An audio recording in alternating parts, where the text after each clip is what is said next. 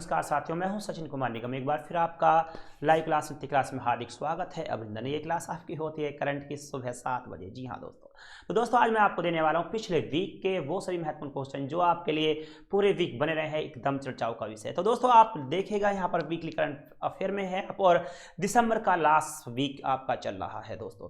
तो दोस्तों आप देख लीजिएगा, अब जो लास्ट वीक शुरू होने वाला है इसके मैं आपको दूंगा जनवरी के फर्स्ट वीक में, और ये आपका खास हो जाएगा दोस्तों। तो दोस्तों एक बात मैं आपको और बता दे रहा हूँ, पूरे 2020 की टोटल आपको करंट अफेयर में कराने वाला हूँ। बहुत जल्द आपके लिए नोटिफिकेशन डाल दिया जाएगा और आप उसको सभी ज्वाइन करें। तो दोस्तों देरी न करते हुए बढ़ते हैं आगे की तरफ, लेते हैं पहला क्वेश्चन जो आपके लिए बेहद खास होगा। ठीक है, इसमें मैं तेजी के साथ चलूंगा ताकि आपको भी इसमें अच्छे से अच्छा परफॉर्मेंस करने का मौका मिले। आप अपने क्वेश्चंस का लिख सकते हैं आपने कितने अच्छे से तैयारी किया है। ठीक है दोस्तों, शुभकामनाओं के साथ मैं सचिन कुमार निगम आपका वंस अगेन या पुनः स्वागत करता हूं। तो बढ़ता हूं पहले क्वेश्चन की तरफ, आपको शुभकामनाएं।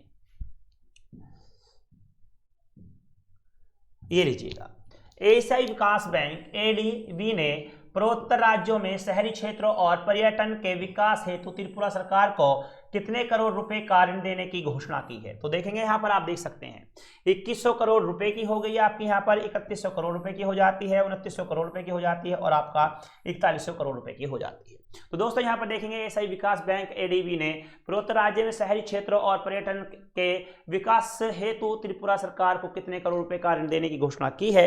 तो यहाँ पर अगर इसके राइट आंसर की आप बात करते हैं तो आपके सामने खास क्वेश्चन ये आपका रहेगा, ये वही क्वेश्चन है जो मैंने पिछले वीक कराए हैं। बस आपको याद रखना है आपके पास में 45 क्वेश्चन है और 45 में से आप कितने अच्छे से करने वाले, कितने अच्छे आंसर आने वाले हैं, दोनों स्टेप चलेंगे और आप इसका अपना लिखते रहिएगा कि किसने कितने तैयार किए हैं। तो पहला यहाँ पर देखेंगे एशियाई विकास बैंक एडीबी ने पूर्वोत्तर राज्य में शहरी क्षेत्रों और पर्यटन के विकास हेतु त्रिपुरा सरकार को कितने करोड़ रुपए का ऋण देने की घोषणा की है। तो यहाँ पर इसका रहेगा 2100 करोड़ रुपए, इसका राइट आंसर होगा दोस्तों। ये लीजिएगा, एशियाई विकास बैंक एडीबी ने पूर्वोत्तर राज्य में शहरी क्षेत्रों और पर्यटन के विकास हेतु त्रिपुरा सरकार को 2100 करोड़ रुपए का ऋण देने की घोषणा की है। इसके तहत त्रिपुरा से में सभी 20 शहरी स्थानीय निकायों को कवर किया जाएगा और पर्यटन क्षेत्र के सभी पर्यटन स्थलों को, इन पर जाने वाले मार्गों और पर्यटक सुविधाओं को कवर किया जाएगा। ऋण व्यवस्था के तहत शुरुआत में एडीबी शहर और पर्यटन क्षेत्रों के लिए परियोजना के डिजाइन और प्रबंधन सलाहकारों के लिए 40 करोड़ रुपए का आपका प्रदान करेगा। आगे होगा, उद्योग मंडल एसोचैम के नए अध्यक्ष के रूप में पदभार निम्न में से किसने संभाल लिया है। राहुल सचदेवा होगा, विनीत अग्रवाल है आपका, मोहन अग्रवाल है और आपका प्रमोद कुमार है। तो दोस्तों ये दूसरा क्वेश्चन आपके लिए होगा, यहाँ पर उद्योग मंडल एसोचैम ने नए अध्यक्ष के रूप में पदभार निम्न में से किसने संभाल लिया है। तो यहाँ पर राहुल सचदेवा है, विनीत अग्रवाल है, मोहन अग्रवाल है और प्रमोदा कुमार है। तो राइट आंसर आप इसका बी होगा, आप देख सकते हैं इसका राइट आंसर विनीत कुमार अग्रवाल होता है। बढ़ते हैं आगे की तरफ, विनीत अग्रवाल लीजिएगा, transport corporation of India limited के प्रबंधक निदेशक विनीत अग्रवाल ने उद्योग मंडल एसोचैम के नए अध्यक्ष के रूप में पदभार संभाल लिया है। Associate chambers of commerce and industry of India ने एक बयान में कहा है कि उन्होंने हीरानंदानी ग्रुप ऑफ कंपनी के सह संस्थापक और प्रबंधक निदेशक रंजन हीरानंदानी का स्थान ले लिया है। रिन्यू पावर के चेयरमैन और प्रबंधन निदेशक सुमित सिन्हा एसोचैम के नए वरिष्ठ उपाध्यक्ष होंगे। वो विनीत अग्रवाल ने अमेरिका के कार्नेगी मेलोन विश्वविद्यालय से स्नातक की डिग्री हासिल कर ली है दोस्तों। अगला क्वेश्चन है आपका, भारत सरकार ने हाल ही में आईबीसी कोड यानी दिवाला और दिवालियापन संहिता के निलंबन को कब तक बढ़ा दिया गया है। देखिएगा यहाँ पर क्वेश्चन कितना अलग सा है। भारत सरकार ने हाल ही में आईबीसी कोड यानी दिवाला और दिवालियापन संहिता के निलंबन को कब तक बढ़ा दिया गया है। अगस्त 2021 रहेगा आपका, अक्टूबर 2021 रहेगा, मार्च 2021 रहेगा और आपका दिसंबर 2021 रहेगा। तो दोस्तों इसको बढ़ा करके कर दिया गया है क्योंकि जो आपका भारत का जो कैलेंडर गिना जाता है वो है आपका गिना जाता है अप्रैल से मार्च तक का, तो ये मार्च तक बढ़ा दिया गया है। ठीक है, यह सेशन आपका मार्च तक माना जाएगा। ठीक है, मार्च में तक इसे बढ़ा करके पूरा कर दिया गया है। आगे आते हैं, भारत सरकार ने हाल ही में आईबीसी कोड यानी दिवाला और दिवालियापन संहिता के निलंबन को मार्च 2021 तक बढ़ा दिया है। ठीक है, इसके बाद में व्यापारी इकाइयों को कोविड-19 महामारी से कारण पेश आने वाले कठिनाइयों से निपटने के लिए यह निर्णय लिया गया है। वित्त मंत्रालय की पहले की घोषणा के अनुसार आईबीसी कोड निलंबन 25 दिसंबर तक बढ़ाया गया था दोस्तों। अगला होगा, हाल ही में भारत और किस देश ने अपने आभासी शिखर सम्मेलन के दौरान रक्षा, पेट्रोकेमिकल और परमाणु ऊर्जा जैसे क्षेत्रों में 7 समझौतों पर हस्ताक्षर किए हैं? नेपाल है, चीन है, रूस है और आपका वियतनाम है। तो आपका हाल ही में भारत और किस देश ने अपने आभासी शिखर सम्मेलन के दौरान रक्षा, पेट्रोकेमिकल और परमाणु ऊर्जा जैसे क्षेत्रों में 7 समझौतों पर हस्ताक्षर किए हैं? तो वह रहेगा आपका वियतनाम, इसका राइट आंसर होगा। ठीक है, आगे बढ़ते हैं। वियतनाम इसका राइट आंसर हुआ। हाल ही में भारत और वियतनाम ने अपने आभासी शिखर सम्मेलन के दौरान रक्षा, पेट्रोकेमिकल और परमाणु ऊर्जा जैसे क्षेत्रों में 7 समझौतों पर हस्ताक्षर किए हैं। इससे दोनों देशों को सतत विकास लक्ष्यों को प्राप्त करने में मदद मिलेगी, साथ ही जलवायु परिवर्तन से निपटने की क्षमता विकसित होगी। भारत वियतनाम के बीच रक्षा और सुरक्षा साझेदारी भारत प्रशांत क्षेत्र में स्थिरता लाने में एक महत्वपूर्ण कारक साबित होगा। दोस्तों आगे होता है गोवा मुक्ति दिवस निम्न में से किस दिन मनाया जाता है? बताएंगे यहाँ पर गोवा मुक्ति दिवस निम्न में से किस दिन मनाया जाता है। यहाँ पर 10 जनवरी होगा, 12 मार्च होगा आपका, 19 दिसंबर होगा आपका, 15 जुलाई होगा। तो देखेंगे यहाँ पर गोवा मुक्ति दिवस निम्न में से किस दिन मनाया जाता है। यहाँ पर 10 जनवरी है, 12 मार्च है, 19 दिसंबर है और 15 जुलाई है। तो दोस्तों राइट आंसर आपका यहाँ पर रहेगा 19 दिसंबर, आपके सामने होता है 19 दिसंबर। ठीक है, गोवा मुक्ति दिवस प्रतिवर्ष 19 दिसंबर को मनाया जाता है। भारत को यूं तो 1947 में ही आज़ादी मिल गई थी, लेकिन इसके 14 साल बाद भी गोवा पर पुर्तगाली अपना शासन जमाए बैठे थे। भारतीय सेना ने 19 दिसंबर 1961 को ऑपरेशन विजय अभियान शुरू कर गोवा, दमन और दीप को पुर्तगालियों के शासन से मुक्त कराया था। गोवा मुक्ति दिवस भारतीय सेना द्वारा पुर्तगालियों के अधिकारों से गोवा को मुक्त कराने के उपलक्ष्य में प्रत्येक वर्ष मनाया जाता है। आगे बढ़ते हैं। यहाँ पर दिसंबर में हर साल 24 दिसंबर को भारत में एक चयनित विषय के साथ राष्ट्रीय उपभोक्ता अधिकार दिवस के रूप में माना जाता है। यह दिन लोगों को संरक्षण आंदोलन के महत्व को उजागर करने का एक मौका प्रदान करता है। इसका उद्देश्य उपभोक्ताओं को उनके महत्व, उनके अधिकारों और जिम्मेदारियों के बारे में जागरूकता फैलाना होता है। दोस्तों आगे होता है अमेरिका की अंतर्राष्ट्रीय विकास वित्त निगम ने किस देश में राष्ट्रीय निवेश और अवसंरचना कोष में निवेश करने की घोषणा की है? भारत है, चीन है, नेपाल है और आपका बांग्लादेश होगा। अमेरिका के अंतर्राष्ट्रीय विकास वित्त निगम ने किस देश में राष्ट्रीय निवेश और अवसंरचना कोष में निवेश करने की घोषणा की है? भारत है, चीन है, नेपाल है और आपका बांग्लादेश है। तो दोस्तों इसके राइट आंसर की अगर बात की जाए तो यहाँ पर इसका राइट आंसर आपका होता है, क्या होता है इसका राइट आंसर? इसका राइट आंसर होगा आपके सामने है, तो ये लीजिएगा, राइट आंसर इसका होता है भारत। अमेरिकी अंतर्राष्ट्रीय विकास वित्त निगम ने भारत के राष्ट्रीय निवेश और अवसंरचना कोष में निवेश करने की घोषणा की है। इस घोषणा के अनुसार डीएफसी महत्वपूर्ण बुनियादी ढांचा परियोजनाओं के विकास का समर्थन करने के लिए एनआईएफएफ के लिए इक्विटी में $54 मिलियन का निवेश करेगा। डीएफसी का यह निवेश एनआईएफएफ के मास्टर फंड के लिए फंड जुटाने के अंतिम दौर का एक हिस्सा है। इसे निवेश के साथ मास्टर फंड के लिए फंड्स जुटाने का कार्य पूरा हो गया है। दोस्तों आगे बढ़ते हैं। केंद्रीय सड़क परिवहन और राजमार्ग मंत्री नितिन गडकरी ने किस राज्य में 8,341 करोड़ रुपए की लागत से लगभग 18 नेशनल हाईवे परियोजनाओं का उद्घाटन और शिलान्यास किया है? यहाँ पर पंजाब है, राजस्थान है, तमिलनाडु है और आपका कर्नाटक है। राइट आंसर आपका इसमें होगा राजस्थान। राजस्थान के लिए 18 लाइन हाईवे की यहाँ पर पेशकश की गई है और उसका शिलान्यास यहाँ पर किया जा चुका है। केंद्र सरकार परिवहन और राजमार्ग मंत्री नितिन गडकरी ने राजस्थान में 8,341 करोड़ रुपए की लागत वाली 18 नेशनल हाईवे परियोजनाओं का उद्घाटन और शिलान्यास किया है। इन परियोजनाओं में लगभग 1127 किलोमीटर लंबी सड़कें बनाई जाएंगी। इस हाईवे प्रोजेक्ट के निर्माण में करीब 8,341 करोड़ रुपए का खर्च आने की संभावना है। इससे पहले गडकरी ने 21 दिसंबर को तेलंगाना को कुल 13,000 करोड़ रुपए की सड़क परियोजनाओं की सौगात दी थी। इन परियोजनाओं की कुल लंबाई 765.66 किलोमीटर है। दोस्तों आगे बढ़ते हैं। अमेरिका संसद ने प्रतीक्षित कितने $100 अरब का कोरोना वायरस महामारी सहायता पैकेज का अनुपालन कर दिया है? देखते हैं यहाँ पर अमेरिकी सांसद ने बहुप्रतीक्षित कितने $100 अरब का कोरोना वायरस महामारी सहायता पैकेज का अनुपालन कर दिया है। 9 अरब होगा, 500 अरब होगा आपका, 700 अरब होगा आपका, 300 अरब होगा। तो दोस्तों बताएंगे अमेरिकी सांसद ने बहुप्रतीक्षित कितने 100 अरब डॉलर का कोरोना वायरस महामारी सहायता पैकेज कानून पारित कर दिया है? तो यहाँ 900 अरब डॉलर इसका राइट आंसर होगा आपका। ठीक है, ये लेते हैं, इसमें 900 अरब आपके सामने रहेगा। ठीक है, अमेरिकी संसद ने बहुप्रतीक्षित 900 अरब डॉलर का कोरोना वायरस महामारी सहायता पैकेज कानून पारित कर दिया है। आर्थिक सहायता पैकेज में कई अमेरिकियों के लिए प्रत्यक्ष भुगतान और व्यवस्था और बेरोजगारी कार्यक्रम के लिए सहायता प्रदान करने की व्यवस्था शामिल है। राष्ट्रपति डोनाल्ड ट्रंप पैकेज के कानून पर जल्द ही हस्ताक्षर कर सकते हैं।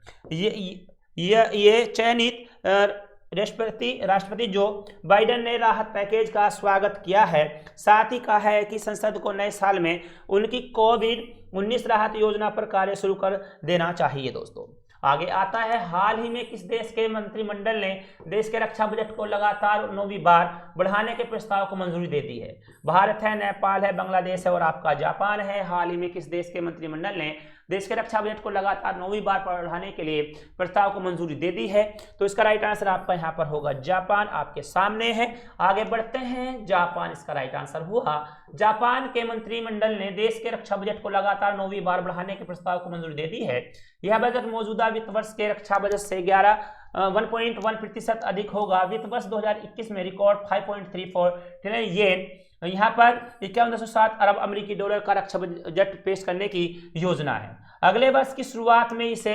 106 ट्रिलियन येन यानी कि 10.3 खरब अमेरिकी डॉलर के राष्ट्रीय बजट के साथ संसद की मंजूरी दी जाएगी। प्रधानमंत्री योशिहिदे सुगा के कार्यकाल का यह पहला बजट होगा। दोस्तों आगे बढ़ते हैं, फॉर्मूला 1 के किस दिग्गज खिलाड़ी और 7 बार के चैंपियन को 20 दिसंबर के बीबीसी का साल का सर्वश्रेष्ठ खिलाड़ी चुना गया है? निकी लोदा है आपका, लुइस हैमिल्टन है, माइकल शुमाकर है, आपका सेबेस्टियन बीटल है। तो दोस्तों यहाँ पर क्वेश्चन बहुत अच्छा है आपके लिए, ये आपका अगला क्वेश्चन मैंने दिया है। ठीक है, इसकी अगर हम बात करते हैं यहाँ पर फॉर्मूला 1 के किस दिग्गज खिलाड़ी और 7 बार के चैंपियन को 20 दिसंबर को बीबीसी का साल का सर्वश्रेष्ठ खिलाड़ी चुना गया है, तो यहाँ पर इसका राइट आंसर आपका लुइस हैमिल्टन होगा।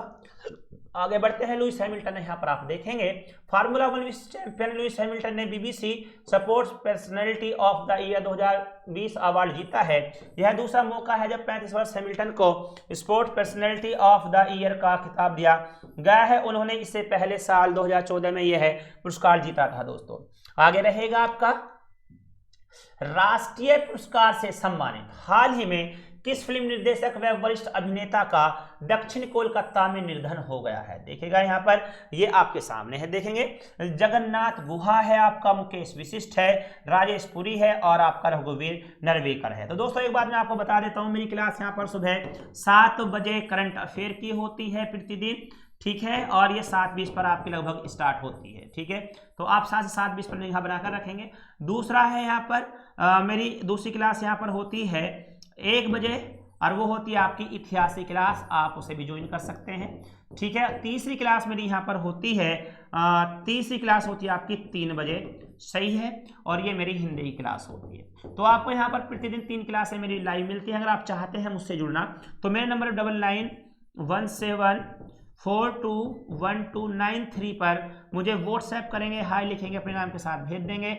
जितनी क्लासें आपकी चलती रहेंगी मैं आपको नोटिफिकेशन भेजता रहूँगा और आप हमसे जुड़ सकते हैं। और इसके साथ साथ आप यूट्यूब चैनल को भी आप सब्सक्राइब करें, लाइक करें, शेयर करें और उसके साथ साथ आप सब्सक्राइब करने के बाद में बेल आइकन जरूर बजाएं। इसकी दूसरी बात यह है आप नित्य क्लासेस के टेलीग्राम से भी जुड़ सकते हैं ताकि आपको वहां से नोटिफिकेशन मिलते रहें। आप चैनल सब्सक्राइब करेंगे, वहां से मिलेगा, टेलीग्राम से मिलेगा और मेरे माध्यम से भी मिलेगा। तो आप यहां से हमारी क्लास को ज्वाइन कर सकते हैं, ये आपके लिए सबसे बेनिफिट होगा। तो दोस्तों बढ़ते हैं आगे की तरफ। यहाँ पर आपका क्वेश्चन जो चल रहा है वो देख लीजिएगा। ठीक है, तो यहाँ पर राष्ट्रीय पुरस्कार से सम्मानित हाल ही में किस फिल्म निर्देशक वरिष्ठ अभिनेता का दक्षिण कोलकाता में निधन हो गया है? जगन्नाथ गुहा इसका राइट आंसर होगा। यह है जगन्नाथ गुहा, इसका राइट आंसर। राष्ट्रीय पुरस्कार से सम्मानित फिल्म निर्देशक और वरिष्ठ अभिनेता जगन्नाथ गुहा का दक्षिण कोलकाता के एक नर्सिंग होम में निधन हो गया है। जगन्नाथ गुहा को साल 1986 में फिल्म मित्रानी केतन वेलानंद के निर्देशक के लिए राष्ट्रीय पुरस्कार से सम्मानित किया गया था। उन्होंने दिवंगत बंगाल फिल्म अभिनेता सुमित चटर्जी के साथ कई नाटकों में अभिनय किया। वो नाटक मंडली जिगरी के सलाहकार भी रहे हैं। जगन्नाथ गुहा सत्यजीत राय फिल्म एंड टेलीविजन इंस्टीट्यूट के पूर्व डीन व शॉर्ट फिल्म एसोसिएशन के स्थापक सदस्य थे। आगे बढ़ते हैं। निम्न में से किस दिग्गज फिल्म अभिनेता को अमेरिका के न्यू जर्सी में लाइफ टाइम अचीवमेंट के अवार्ड से सम्मानित किया गया है? यहाँ अजय देवगन साहब हैं, सलमान खान है, धर्मेंद्र हैं और यहाँ पर हर्षवर्धन कपूर हैं। तो दोस्तों यहाँ पर देखेंगे इसका राइट आंसर आपका होगा निम्न में से किस दिग्गज फिल्म अभिनेता को अमेरिका के न्यू जर्सी में लाइफ टाइम अचीवमेंट के अवार्ड से सम्मानित किया गया है? अजय देवगन है, सलमान खान है, धर्मेंद्र है और हर्षवर्धन कपूर है। तो इसका राइट आंसर आपका रहेगा धर्मेंद्र। ठीक है, ले लीजिएगा धर्मेंद्र दिग्गज फिल्म अभिनेता धर्मेंद्र को अमेरिका के न्यू जर्सी में लाइफ टाइम अचीवमेंट के अवार्ड से सम्मानित किया गया है। सेनेट और जनरल असेंबली द्वारा ज्वाइंट लेजिस्लेटिव रेजोल्यूशन पास करके धर्मेंद्र को लाइफ टाइम अचीवमेंट से सम्मानित करने का फैसला लिया गया है। इस प्रस्ताव को दोनों सदनों ने अपनी सहमति दी और हिंदी सिनेमा में धर्मेंद्र के योगदान की तारीफ की गई। धर्मेंद्र ने 6 दशक के अपने कैरियर में 300 से अधिक फिल्मों में काम किया और लोगों का मनोरंजन किया। अमेरिका की न्यू जर्सी असेंबली द्वारा लाइफ टाइम अचीवमेंट पाने वाले धर्मेंद्र पहले भारतीय अभिनेता दोस्तों होंगे। ठीक है, आगे बढ़ते हैं। यहाँ पर किस राज्य सरकार ने कुछ शर्तों के साथ राज्य में जलीकट्टू कार्यक्रम के आयोजन की इजाजत दे दी है?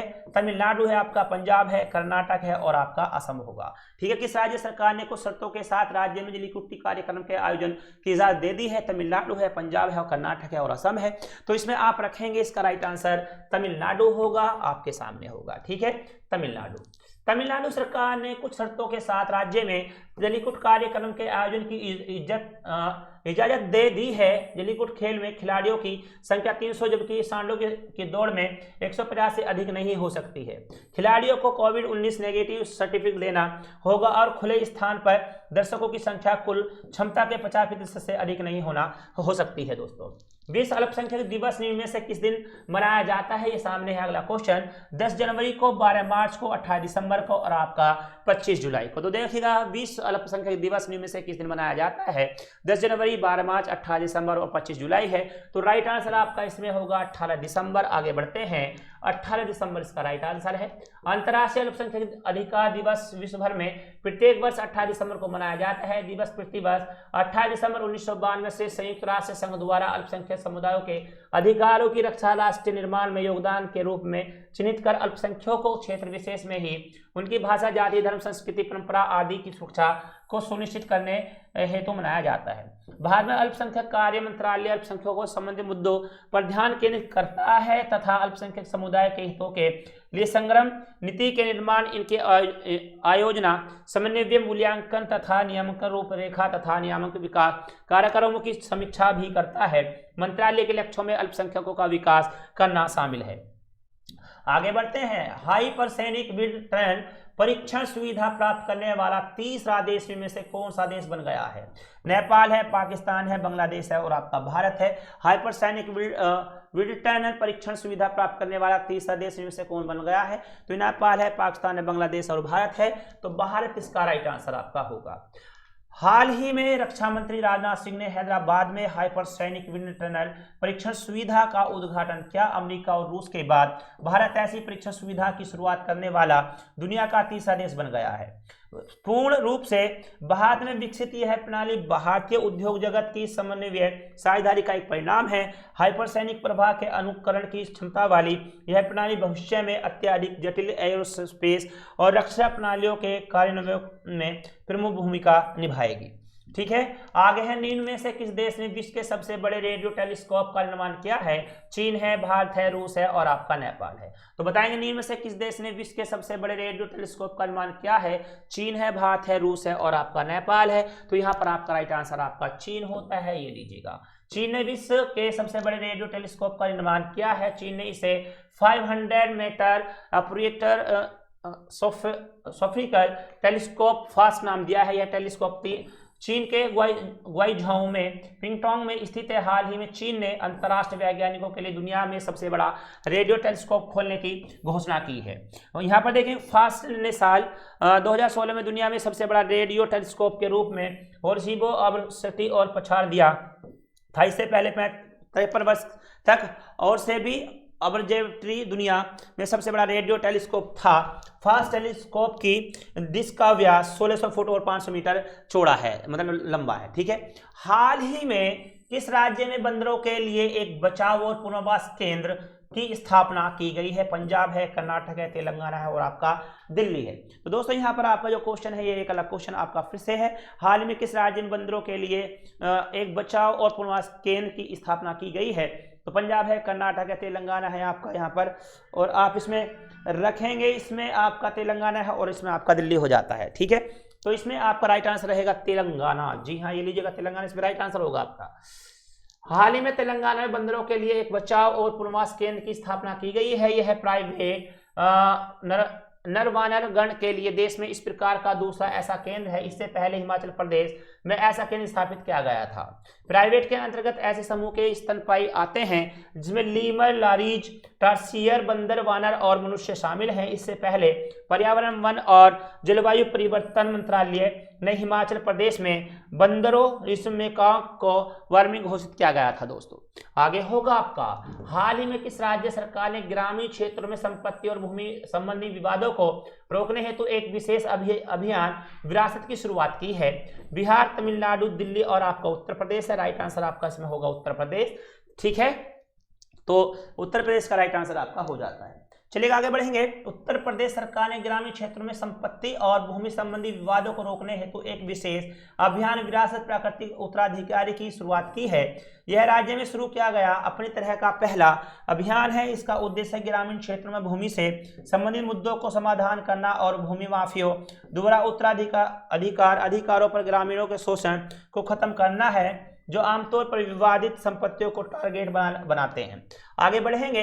भारतीय रिजर्व बैंक ने हाल ही में किस बैंक पर लगे प्रतिबंध को 3 महीने और आगे बढ़ा दिया है? पंजाब नेशनल बैंक होगा, देना बैंक होगा, Punjab and Maharashtra cooperative bank होगा, एक्सिस बैंक होगा। तो यहाँ पर रखेंगे भारतीय रिजर्व बैंक ने हाल ही में किस बैंक पर लगे प्रतिबंध को 3 माह और आगे बढ़ा दिया है? पंजाब नेशनल बैंक है, देना बैंक है, पंजाब एंड महाराष्ट्र और कोऑपरेटिव बैंक है, एक्सिस बैंक है। तो राइट आंसर इसका रहेगा पंजाब नेशनल बैंक होता है आपका। Punjab and Maharashtra cooperative bank है। भारतीय रिजर्व बैंक ने हाल ही में Punjab and Maharashtra cooperative bank पर लगे प्रतिबंध को 3 महीने और आगे बढ़ा दिया है। बैंक पर लगे प्रतिबंध अब 31 मार्च 2021 तक जारी रहेंगे।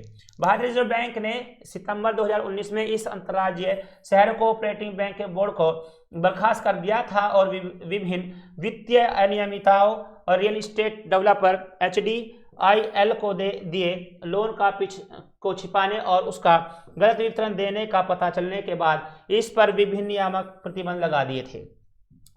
एशियाई विकास बैंक और भारत सरकार ने किस राज्य में आधारभूत परियोजनाओं के विकास के लिए $42 लाख के प्रोजेक्ट फाइनेंसिंग के समझौते पर हस्ताक्षर किए हैं? त्रिपुरा है, कर्नाटक है, आपका उत्तर प्रदेश है और आपका राजस्थान है। एशियाई विकास बैंक और भारत सरकार ने किस राज्य में आधारभूत परियोजनाओं के विकास के लिए $42 लाख के प्रोजेक्ट फाइनेंसिंग के समझौते पर हस्ताक्षर किए हैं? तो यहाँ पर आप रखेंगे, इसका राइट आंसर आपका होगा त्रिपुरा। एशियाई विकास बैंक और भारत सरकार ने त्रिपुरा में आधारभूत परियोजनाओं के विकास के लिए $42 लाख के प्रोजेक्ट फाइनेंस के समझौते पर हस्ताक्षर किए हैं। इस समझौते के जरिए पूर्वोत्तर भारत में स्थित त्रिपुरा में शहरी सुविधाओं विकसित करने के साथ साथ पर्यटन क्षेत्र के लिए मूलभूत सुविधाएं विकसित की जाएंगी। पूर्वोत्तर भारत में ADB की यह पहली प्रोजेक्ट रेडिडेंस फाइनेंसिंग सुविधा है। इस सुविधा से त्रिपुरा सरकार को शहर क्षेत्र में सेवाएं सुधारने और पर्यटन क्षेत्र के लिए आधारभूत संरचना विकसित करने के लिए समग्र योजना बनाने की मदद मिलेगी। दोस्तों आगे बढ़ते हैं। भारतीय रिजर्व बैंक ने केरल स्थित the urban cooperative bank limited पर कितने लाख रुपए का मौद्रिक जुर्माना लगाया है? 20 लाख रुपए होगा, 50 लाख रुपए होगा, यहाँ पर 40 लाख रुपए होगा और 70 लाख रुपए होगा। राइट आंसर है आपका इसमें 50 लाख इसका राइट आंसर होता है। ठीक है, अब इसका कारण क्या रहा है ये भी देख लेते हैं। 50 लाख यहाँ पर होता है। भारतीय रिजर्व बैंक RBI ने केरल स्थित the urban cooperative bank limited पर 50 लाख रुपए का मौद्रिक जुर्माना लगाया है। यह जुर्माना आय पहचान और संपत्ति वर्गीकरण नियमों तथा कर्ज के प्रबंधनों के मामले में निर्देश का पालन नहीं करने को लेकर लगाया गया है। केंद्रीय बैंक ने एक बयान में कहा है कि RBI द्वारा 31 मार्च 2019 को की स्थिति के अनुसार वित्तीय स्थिति की जांच की गई थी, जिससे पता चला कि बैंक ने निर्देश का अनुपालन नहीं किया था। दोस्तों आगे बढ़ते हैं, अगला क्वेश्चन होगा, हाल ही में किस देश ने भारत के प्रधानमंत्री नरेंद्र मोदी को लीजन ऑफ मेरिट पुरस्कार से सम्मानित करने की घोषणा की गई है? यहाँ पर अमेरिका है, नेपाल है, चीन है और आपका रूस होता है। तो ये आपको बताना है यहाँ पर क्या रहेगा। हाल ही में किस देश ने भारत के प्रधानमंत्री नरेंद्र मोदी को लीज ऑफ मेरिट पुरस्कार से सम्मानित करने की घोषणा की है? अमेरिका है, नेपाल है, चीन है और रूस है। तो राइट आंसर आपका रहेगा यहाँ पर अमेरिका। जी हाँ दोस्तों, दोस्त है अमेरिका भारत का। अमेरिका ने प्रधानमंत्री नरेंद्र मोदी को भारत और अमेरिका की रणनीति की साझेदारी को बढ़ाने में उनके नेतृत्व के लिए अमेरिका के शीर्ष सम्मान लीजन ऑफ मेरिट से सम्मानित किया गया है। अमेरिका में तैनात भारतीय राजदूत तरनजीत सिंह संधू ने प्रधानमंत्री मोदी की ओर से सम्मान स्वीकार किया। कांग्रेस द्वारा 20 जून 1942 को लीजन ऑफ मेरिट मेडल की स्थापना की गई है। यह अमेरिका सेना और विदेश सैन्य सदस्यों और राजनीतिक हस्तियों के सदस्यों को प्रदान किया जाता है जिन्होंने असाधारण प्रदर्शन किया। यह स्वच्छ सैन्य पदक में से एक है जिसे विदेशी अधिकारियों को प्रदान किया जा सकता है। आगे बढ़ेंगे, राष्ट्रीय गणित दिवस निम्न में से किस दिन मनाया जाता है? 10 जनवरी को, 15 मार्च को, 20 जुलाई को और यहाँ पर 22 दिसंबर को। देखेंगे राष्ट्रीय गणित दिवस निम्न में से किस दिन मनाया जाता है? 10 जनवरी को, 15 मार्च को, 20 जुलाई को और यहाँ 22 दिसंबर को। तो यह राइट आंसर आपका यहाँ पर होगा 22 दिसंबर, इसका राइट आंसर होगा। 22 दिसंबर है भारतीय गणितज्ञ श्रीनिवासन रामानुजन की उपलब्धियों को मान्यता देने के लिए हर साल 22 दिसंबर को राष्ट्रीय गणित दिवस मनाया जाता है। भारतीय गणितज्ञ श्रीनिवास रामानुजन का जन्म 1887 में इसी तारीख को हुआ था। साल 2012 में पूर्व प्रधानमंत्री मनमोहन सिंह ने राष्ट्रीय गणित दिवस की घोषणा की थी। राष्ट्रीय गणित दिवस को मनाने का मुख्य उद्देश्य लोगों में गणित और महत्व के बारे में जागरूकता बढ़ाना है। ठीक है, आगे देखते हैं, मंत्रालय ने हरियाणा में होने वाले खेलो इंडिया यूथ गेम्स 2021 में कितने देशज खेलों को शामिल करने की घोषणा करने की मंजूरी दी है? 5 है, 7 है, 4 है और आपका 3 है। तो यहाँ पर अगर बात की जाए तो इसमें राइट आंसर आपका रहेगा 4। मंत्रालय ने हरियाणा में होने वाले खेलो इंडिया यूथ गेम्स 2021 में गटका और लकारी पट्टू सहित 4 देशजों खेलों और शामिल करने की मंजूरी दी है। इसमें शामिल किए गए 2 अन्य खेल मलखंब और थांग ता है। इस फैसले के बारे में खेल मंत्री किरेन रिजिजू ने कहा है कि भारत में स्वदेशी खेलों की समृद्ध विरासत है और खेल मंत्रालय की प्राथमिकता इन क्षेत्रों को सुरक्षित बढ़ावा और लोकप्रिय बनाने की है। खेलो इंडिया यूथ गेम्स की शुरुआत साल 2018 में खेलो इंडिया स्कूल गेम्स के रूप में हुई थी। इसका आयोजन साल में एक बार जनवरी या फरवरी में किया जाता है और यह नेशनल लेवल का एक प्रारूट गेम्स है। इसके आगे क्वेश्चन होगा आपका, जर्मनी के कोलोन में आयोजित कोलोन विश्व कप में भारतीय मुक्केबाजों ने शानदार प्रदर्शन करते 3 गोल्ड मेडल समेत निम्न में से कितने मेडल अपने नाम किए हैं? 12 मेडल है, 9 मेडल है, 10 मेडल है और आपके 5 मेडल है। तो दोस्तों इसकी अगर बात करें हम तो यहाँ पर इसका राइट आंसर आपका रहेगा 9 मेडल अपने नाम किए हैं। देखिए, जर्मनी के कोलोन में आयोजित कोलोन विश्व कप में भारतीय मुक्केबाजों ने शानदार प्रदर्शन करते हुए 9 मेडल अपने नाम किए, जिसमें 3 गोल्ड, 2 सिल्वर और 4 ब्रॉन्ज मेडल शामिल हैं। एशियाई खेलों के चैंपियन और विश्व चैंपियनशिप के रजत पदक विजेता पंघाल ने इस टूर्नामेंट में गोल्ड मेडल अपने नाम किया, जबकि मनीषा मौन और विश्व चैंपियनशिप की ब्रॉन्ज मेडल विजेता सिमरनजीत कौर ने भी शानदार प्रदर्शन करते हुए गोल्ड मेडल अपने नाम किए हैं। भारत की तरफ से 5 महिलाएं और 8 पुरुष भारतीय मुक्केबाजों ने इटली में मजबूत तैयारी के बाद कोलोन बॉक्सिंग विश्व कप में भाग लिया था दोस्तों। तो दोस्तों इसका राइट आंसर आपका ये हुआ। आगे बढ़ते हैं अगले क्वेश्चन की तरफ। क्वेश्चन अगला होगा आपके पास में बेहद खास। अगला क्वेश्चन है, हाल ही में किस निगरानी पोत को भारतीय तटरक्षक बल से में शामिल कर लिया गया है? सुजीत को, विक्रांता को, शिवालिक को और आपका यहाँ कमरावती को है। तो इसका राइट आंसर आपका सुजीत होगा। आगे बढ़ते हैं, भारतीय तटरक्षक के गश्ती जहाज सुजीत का हाल ही में गोवा में जलावतरण हुआ।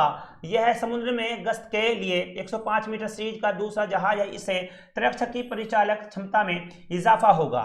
इस स्वदेशी पटतीय पोत का डिजाइन तथा निर्माण जीएसएल ने किया है। यह उन्नत तकनीकी नौ परिवहन तथा संचार उपकरणों व सेंसर से लैस है। इस समय भारतीय तटरक्षक बल के पास 155 जहाजों का एक बेड़ा 62 विमान है। अंतर्राष्ट्रीय मानव एकजुटता दिवस निम्न में से किस दिन मनाया जाता है? आपका रहेगा 15 जनवरी, 18 मार्च और 10 यहाँ पर अगस्त है और 20 दिसंबर है। राइट आंसर 20 दिसंबर होगा इसका। ठीक है, लेते हैं विश्व भर में हर साल 20 दिसंबर को अंतर्राष्ट्रीय मानव एकता दिवस मनाया जाता है। संयुक्त राष्ट्र ने विविधता में एकता के महत्व को समझाने के लिए 22 दिसंबर 2005 को यह दिवस मनाने की घोषणा की है। तब से अब तक हर साल 20 दिसंबर को अंतर्राष्ट्रीय मानव एकजुट दिवस मनाया जा रहा है। अंतर्राष्ट्रीय मानव एकजुट दिवस सतत विकास एजेंडा पर आधारित है, जो गरीब, भूख और बीमारी जैसी कई दुर्बलताओं से लोगों को बाहर निकालने के लिए लक्ष्य पर केंद्रित है। दोस्तों, अमेरिकी स्पेस फोर्स ने हाल ही में अपने जवानों को नया नाम क्या दिया है? गार्जियस दिया है, ह्यूमंस दिया है, कैंडी स्पे दिया है और इनमें से कोई भी नहीं है। तो अगर इसके हम आंसर की बात करते हैं तो इसका आंसर आपके सामने होगा दोस्तों, ये जिसका राइट आंसर आपका हो जाता है। बढ़ते हैं आगे की तरफ। अमेरिकी स्पेस फोर्स ने हाल ही में अपने जाबाजों को नया नाम दिया है। स्पेस फोर्स ने कहा है कि उसके जवान अब गार्जियस के नाम से जाने जाएंगे और अमेरिका में लगभग 2 साल पहले इस फोर्स के गठन का घोषणा किया गया था। यह फोर्स अमेरिका के 6ठे सशस्त्र बलों के रूप में सामने आया। इसमें जुड़े सवाल वास्तविक रूप से अंतरिक्ष में तैनात नहीं होते, बल्कि अमेरिका उपग्रह की सुरक्षा के लिए काम करते हैं। इसका उद्देश्य अंतरिक्ष में प्रतिद्वंदी देशों के साथ मुकाबला करने के लिए होता है। यह एक प्रकार की अंतरिक्ष सेना है। दोस्तों, आगे बढ़ेंगे। हिमाचल प्रदेश सरकार ने धर्म की स्वतंत्रता अधिनियम 2019 को मंजूरी दे दी है। इसके तहत जबरन धर्मांतरण पर अब कितने साल की सजा का प्रावधान किया गया है? 3 साल है, 2 साल है, 500 है, यहाँ 5 साल है और आपका 7 साल है। तो यहाँ पर आप रखेंगे इसका राइट आंसर 7 साल होगा। हिमाचल प्रदेश में जबरन या बहला फुसला कर धर्मांतर या धर्मांतरण करने एकमात्र उद्देश्य से शादी के खिलाफ एक अधिक कठोर कानून लागू हो गया है। इसमें उल्लंघनकर्ता के लिए 7 वर्ष तक की सजा का प्रावधान है। यह 26 ये देख सकते हैं 2006 के अनुसार की जगह कानून की जगह लेगा, जिसे विधानसभा ने निरस्त कर दिया है। उत्तर प्रदेश सरकार द्वारा पिछले महीने जबरन या धोखेबाजी से धर्मांतरण के खिलाफ एक अध्यादेश को अधिसूचित किया गया था, जिसमें विभिन्न श्रेणियों के तहत 10 साल तक की कैद और अधिकतम 50,000 रुपए के जुर्माने का प्रावधान भी रखा गया है। आपका तमिलनाडु के ऑलराउंडर और 2 IPL टीम से खेल चुके किस भारतीय क्रिकेटर ने हाल ही में क्रिकेट के सभी प्रारूपों से संन्यास का ऐलान कर दिया है? अभिनव मुकुंद है आपका, यो महेश है, विजय शंकर है आपका, थंगरूस नटराजन है। तो ये आपको पता है, पहले मैंने अच्छा से करा दिया था, आप ये समझ सकते हैं। तो इसका राइट आंसर आपका होगा यो महेश। जी हाँ दोस्तों, इसका राइट आंसर आपका यो महेश होगा। यो महेश देखिएगा, तमिलनाडु के ऑलराउंडर और 2 IPL टीम से खेल चुके भारतीय क्रिकेटर यो महेश 20 दिसंबर 2020 को क्रिकेट के सभी प्रारूपों संन्यास का ऐलान कर दिया। उन्होंने अपना आखिरी प्रतिस्पर्धी मैच सितंबर 2018 में खेला था, जब वे विजय हजारे ट्रॉफी में असम के खिलाफ खेलने उतरे थे। यो महेश 2006 में 2018 तक 50 प्रथम श्रेणी 61 लिस्ट और 40 T20 मैच खेले हैं। उन्होंने 18 IPL मैचों में कुल 21 क्रिकेट विकेट हासिल किए। यो महेश को दिल्ली डेविलियर्स और दिल्ली कैपिटल्स और चेन्नई सुपर किंग्स के लिए खेलने का मौका मिला है। दोस्तों, आगे बढ़ते हैं। रक्षा मंत्री राजनाथ सिंह ने किस शहर में भारत की पहली उन्नत हाइपरसोनिक विंड टनल परीक्षण सुविधा का उद्घाटन किया है? दिल्ली, कर्नाटक, हैदराबाद और आपका लखनऊ होता है। तो दोस्तों, इसके राइट आंसर की अगर हम बात करते हैं तो इसका राइट आंसर आपका होगा हैदराबाद। जी हाँ दोस्तों, हैदराबाद आपके सामने होगा। रक्षा मंत्री राजनाथ सिंह ने हैदराबाद में भारत की पहली उन्नत हाइपरसोनिक विंड टनल परीक्षण सुविधा का उद्घाटन किया है। अमेरिका और रूस के बाद भारत ऐसी परीक्षण सुविधा की शुरुआत करने वाला दुनिया का 3रा देश बन गया है। रक्षा मंत्रालय की विज्ञप्ति के मुताबिक HWT में व्यापक स्पेक्ट्रम पर हाइपरसोनिक प्रवाह को अनुकरण करने की क्षमता है और यह भविष्य में यहाँ पर एयरस्पेस एवं रक्षा मंत्रालय के क्षेत्र में अहम भूमिका अदा करेगी। दोस्तों, आगे बढ़ते हैं। स्वच्छता सर्वेक्षण 2020 में राजधानियों की श्रेणी में निम्न में से किस राजधानी को पहला स्थान प्राप्त हुआ है? पटना है, दिल्ली है, लखनऊ है और आपका जयपुर होता है। स्वच्छता सर्वेक्षण 2020 में राजधानियों को श्रेणी में निम्न में से किस राजधानी को पहला स्थान प्राप्त हुआ है? पटना, दिल्ली, लखनऊ और आपका जयपुर है। राइट आंसर आपका इसमें दिल्ली होगा। आगे लेते हैं। दिल्ली नगर पालिका परिषद ने 20 अगस्त 2020 को घोषित स्वच्छ सुरक्षित 2020 में सबसे स्वच्छ राजधानी वाले शहर की श्रेणी में पहला स्थान हासिल किया है।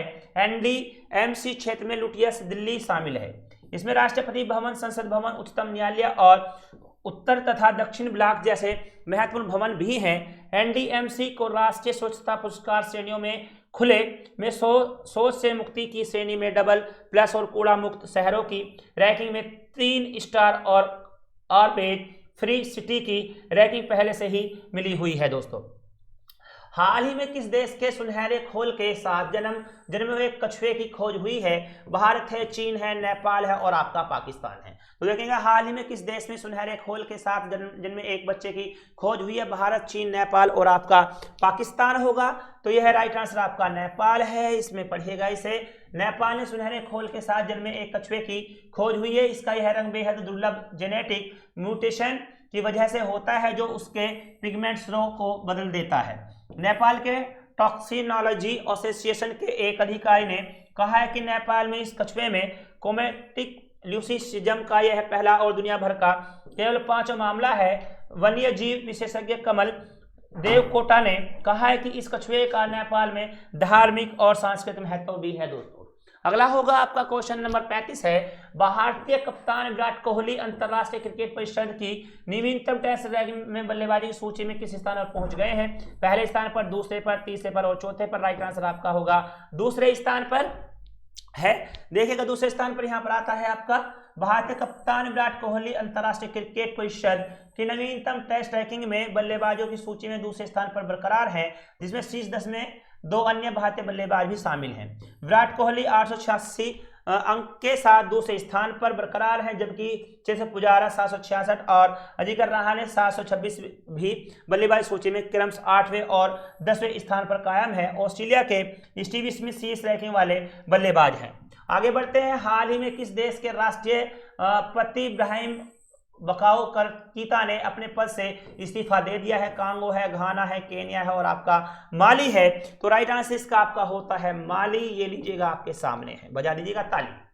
पश्चिम अफ्रीका देश माली के राष्ट्रपति इब्राहिम बकाओ कीता ने अपने पद से 18 अगस्त 2020 को देर रात इस्तीफा दे दिया था। देश में एक अप्रत्याशित घटनाक्रम में विद्रोही सैनिकों ने राष्ट्रपति आवास का घेराव किया और हवा में गोलीबारी करते हुए उन्हें बंधक बना लिया था। दोस्तों, बता दें कि राष्ट्रपति कीता के खिलाफ भ्रष्टाचार और खराब सुरक्षा व्यवस्था के आरोप को लेकर जून से ही देश भर में प्रदर्शन जारी है और इस्तीफे की मांग की जा रही है। दोस्तों, आगे बढ़ते हैं। सरदार पटेल राष्ट्रीय एकता पुरस्कार के लिए ऑनलाइन नामांकन प्रक्रिया को बढ़ाकर अब कब तक कर दिया गया है? 25 अक्टूबर 2020 होगा, 31 अक्टूबर 2020 होगा, 31 दिसंबर 2020 होगा और 20 नवंबर 2020 होगा। सरदार पटेल राष्ट्रीय एकता पुरस्कार के लिए ऑनलाइन नामांकन प्रक्रिया को बढ़ाकर अब कब तक कर दिया गया है? तो यह है, आप देख सकते हैं 31 अक्टूबर रहा था ये, ठीक है। सरदार पटेल राष्ट्रीय एकता सुरक्षा के लिए ऑनलाइन नामांकन प्रक्रिया को बढ़ाकर अभी 31 अक्टूबर 2020 तक कर दिया गया था। यह भारत की एकता और अखंडता में योगदान के क्षेत्र में दिया जाने वाला सर्वोच्च नागरिक पुरस्कार है आपका। भारत सरकार ने इस पुरस्कार को सरदार वल्लभ भाई पटेल के नाम पर शुरू किया। यह पुरस्कार राष्ट्रीय एकता और अखंडता को बढ़ावा देने हेतु और एक मजबूत तथा अखंड भारत के मूल्यों को मजबूती प्रदान करने के लिए उल्लेखनीय है और प्रेरणादायक योगदान ही पहचान करता है। आगे रहेंगे। Centre for monitoring Indian economy के मुताबिक कोरोना संकट की वजह से लगभग कितने लोग नौकरियां गंवा चुके हैं? 1.9 करोड़ है, 3 करोड़ है, 5 करोड़ है, आपका 7 करोड़ है। तो बताएंगे centre for monitoring Indian economy के मुताबिक कोरोना संकट की वजह से लगभग कितने लोग नौकरियां गंवा चुके हैं? तो यहाँ पर रहेगा 1.9 करोड़ होगा। Centre for monitoring Indian economy के मुताबिक कोरोना संकट की वजह से लगभग 1.9 करोड़ लोगों ने नौकरी गंवा चुके हैं। सिर्फ जुलाई महीने में ही 50 लाख लोग बेरोजगार हुए। हालांकि कर्मचारी भविष्य निधि संगठन के अनुसार जून महीने में 4.98 लाख लोग औपचारिक रूप से कार्यबल से जुड़े हैं। CMIE का कहना है कि अनौपचारिक क्षेत्र में नौकरियां अब लौट रही हैं, यानी लोगों को मिलने लगी हैं, क्योंकि धीरे धीरे इकोनॉमी खुल रही है। DBS बैंक इंडिया लिमिटेड ने किसको राष्ट्रीय वितरण के MD और प्रमुख के रूप में नियुक्त किया है? राहुल सचदेवा होगा, अमित त्यागी होगा, प्रशांत जोशी होगा और मोहन झा होगा। तो दोस्तों यहाँ पर किसको चुना गया? डीबीएस बैंक इंडिया लिमिटेड ने किसको राष्ट्रीय वितरण के एमडी और प्रमुख के रूप में नियुक्त किया है? राहुल सचदेवा है, सुमित त्यागी है, प्रशांत जोशी है, मोहन झा है। तो राइट आंसर आपका होगा प्रशांत जोशी। आप देख सकते हैं यहाँ पर डीबीएस बैंक इंडिया लिमिटेड प्रशांत जोशी को प्रबंधन निर्देश और राष्ट्रीय वितरण प्रमुख के रूप में नियुक्त किया गया है। वहीं डीबीएस बैंक इंडिया लिमिटेड के प्रबंधन निदेशक और सीआईओ सुजीत सोम को रिपोर्ट करेंगे। भारत और किस देश ने हाल ही में अपने रणनीतिक द्विपक्षीय संबंधों को नई मजबूती देने हेतु एक सांस्कृतिक समझौते पर हस्ताक्षर किए हैं? इजराइल है आपका, चीन है, पाकिस्तान है और आपका बांग्लादेश है। तो भारत और किस देश ने हाल ही में अपने रणनीतिक द्विपक्षीय संबंधों को नई मजबूती देने हेतु एक सांस्कृतिक समझौते पर हस्ताक्षर किए हैं? तो इसका राइट आंसर आपका होगा इजराइल। ठीक है, भारत और इजराइल ने अपने रणनीतिक द्विपक्षीय संबंधों को नई मजबूती देने के लिए एक सांस्कृतिक समझौते पर हस्ताक्षर किए हैं। इससे दोनों देशों के बीच साहित्यिक, शिक्षा, सिनेमा आदि के क्षेत्रों में सहयोग के नए दरवाजे खुलेंगे। इस 3 वर्षीय कार्यक्रम का मूल उद्देश्य दोनों देशों के लोगों के बीच सहयोग और आदान प्रदान को बढ़ावा देना होगा। दोस्तों आगे है, भारतीय अक्षय ऊर्जा दिवस निम्न से किस दिन मनाया जाता है? 20 अगस्त को, 11 मार्च को, 10 जून को और 15 मार्च को रहेगा। भारतीय अक्षय ऊर्जा दिवस निम्न से किस दिन मनाया जाता है? तो ये आपका रहेगा यहाँ पर राइट आंसर आपका 20 अगस्त होगा। हर साल 20 अगस्त को भारतीय अक्षय ऊर्जा दिवस, यह अक्षय ऊर्जा दिवस मनाया जाता है। दिन भारत में अक्षय ऊर्जा संसाधनों के महत्व को चिन्हित करने के लिए मनाया जाता है। भारत सरकार देश को ऊर्जा की एक स्थायी मात्रा प्रदान करने हेतु विकास अथवा नवीकरण ऊर्जा स्रोतों के महत्व से अवगत है। भारतीय अक्षय ऊर्जा दिवस की शुरुआत साल 2004 में अक्षय ऊर्जा विकास कार्यक्रम का समर्थन करने और ऊर्जा के पारंपरिक स्रोत के बजाय इसके उपयोग को बढ़ावा देने के लिए की गई है। आगे बढ़ते हैं। हॉकी इंडिया कोविड महामारी को देखते हुए 61 जरूरतमंद खिलाड़ियों को कितने हजार रुपए की आर्थिक मदद दी गई है? 20,000 रुपए की, 30,000 रुपए की, 40,000 रुपए की या फिर 10,000 रुपए की?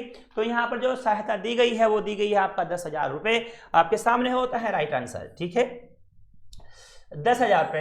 हॉकी इंडिया कार्यकारी बोर्ड ने कोरोना संकट को देखते हुए बेरोजगार सीनियर एवं जूनियर 61 खिलाड़ियों को तत्काल 10,000 रुपए की आर्थिक सहायता देने की घोषणा की है।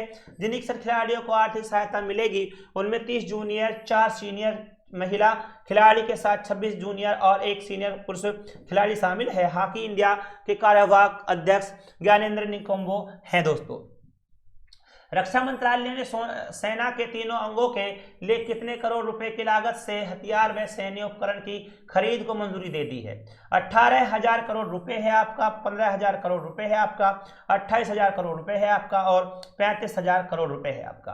तो दोस्तों यहाँ पर है, रक्षा मंत्रालय ने सेना के तीनों अंगों के लिए कितने करोड़ रुपए की लागत से हथियार व सैन्य उपकरण की खरीद को मंजूरी दे दी है? 18,000 करोड़ रुपए है, 15,000 करोड़ रुपए, 28,000 करोड़, 35,000 करोड़ रुपए है।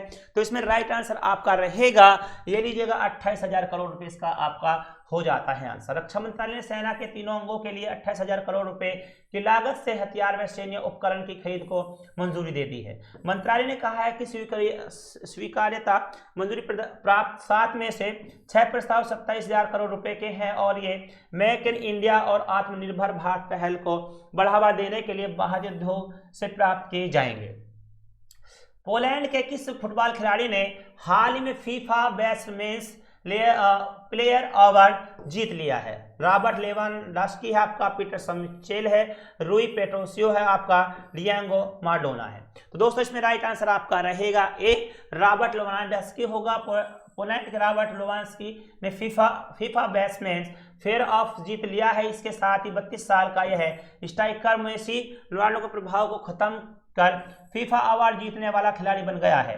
लेवांडोव्स्की ने 2019-20 चैंपियन लीग में अपने दम पर क्लब बायर्न म्यूनिख को चैंपियन बनाया था। इसके अलावा लेवांडोव्स्की ने बायर्न म्यूनिख को जर्मनी लीग, जर्मन कप और यूईएफए सुपर कप जिताने में मदद की थी। दोस्तों आगे बढ़ते हैं।